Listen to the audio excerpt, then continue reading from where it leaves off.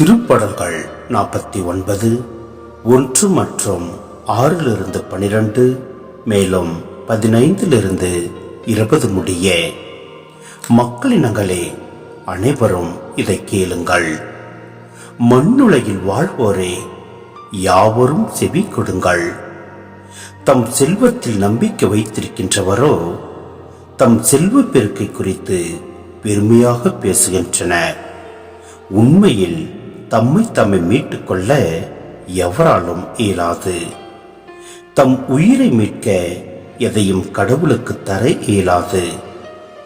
மனித உயிரின் ஈட்டுத்தொகை மிக பெரிது. எவராலும் அதனை செலுத்த இயலாது.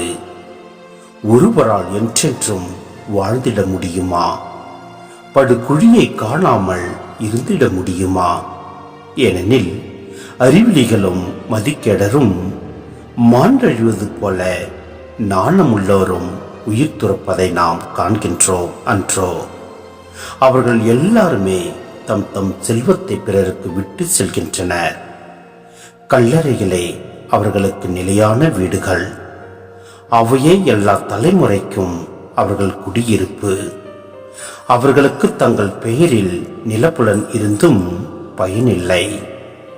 ஒருவர் தம் மேன்மையினாலேயே நிலைத்திருக்க முடியாது.